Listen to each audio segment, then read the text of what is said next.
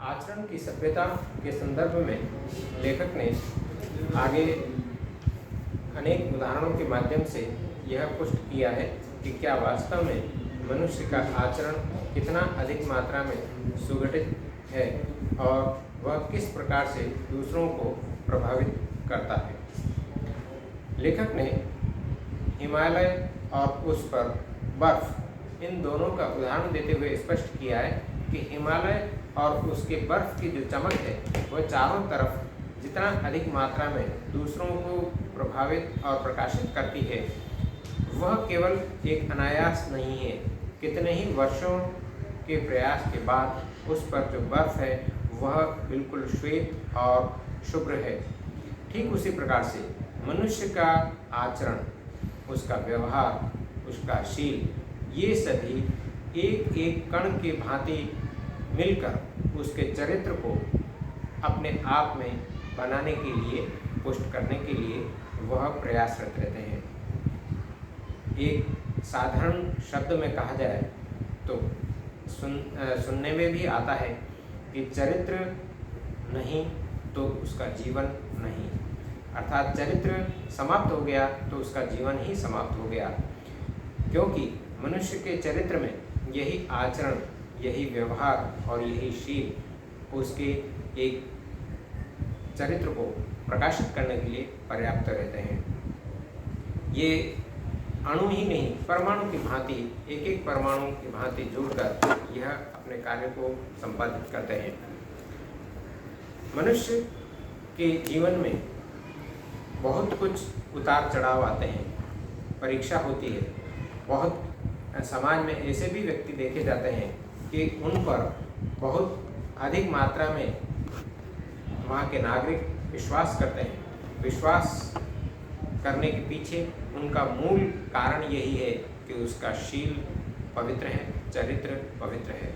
और यदि दूसरे व्यक्ति चाहे वो कितना ही सुंदर हो, कितना भी कुछ अपने आप में गुणों से संपन्न हो, परंतु उसका चरित्र सही नहीं है तो कोई भी उस पर विश्वास नहीं करेगा।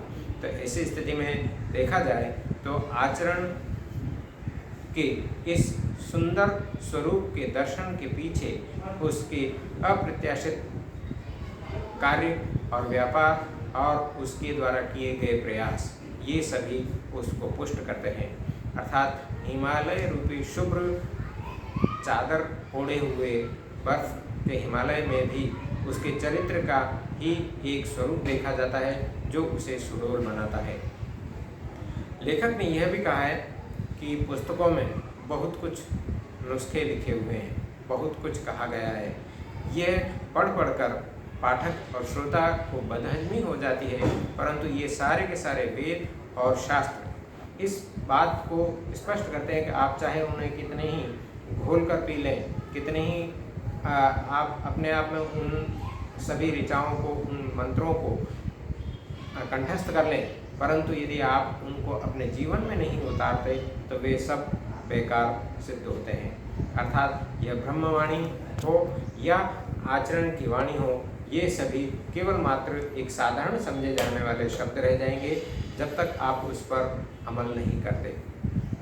लेखक ने यह भी स्पष्ट किया है कि मौन रूपी व्याख्यान, मौन रूपी शब्द और उसकी भाषा ईश्वरीय शक्ति से समाहित है, परंतु यह एक विषम नहीं है। कुल मिलाकर देखा जाए तो आचरण का मंत्र, जो गुरु मंत्र है, वह केवल कान में फूंकने का नहीं है, वह अंतःकरण की बात है जो ज्ञानोदय से संबद्ध है। अर्थात किसी भी प्रकार से आचरण एक वायु के झोंके से झकझोरित होने वाला नहीं है, परंतु वह एक अपने सुदृढ़ शरीर को लिए हुए, आचरण को लिए हुए, ऐसी स्थिति में हम कह सकते हैं कि आचरण छोटे छोटे उन गुणों के कारण ही महान बनता है और व्यक्तित्व को निखारने में सफल होता है। लेखक ने अन्य उदाहरणों के माध्यम से पंडित, पादरी और मठ एवं मस्जिदों में रहने वाले सभी पुजारियों से संबंधित कहा कि वे यदि अपने चरित्र को पवित्र रखते हुए कार्य नहीं करते हैं तो निश्चित रूप से स्पष्ट है कि वे विषय वासनाओं में डूबे हुए हैं और उनके चरित्र पर कहीं न कहीं धब्बा लगता है, अर्थात वह मौन रूप में शब्द न कहते हुए भी बहुत कुछ कह चुके होते हैं। ऐसी स्थिति में हम यह स्पष्ट कह सकते हैं कि आपका चरित्र महान है तो आप बहुत कुछ महान कार्य कर सकते हैं, और यही चरित्र आपके मौन रूप में सभी तरफ परिलक्षित होता है। धन्यवाद।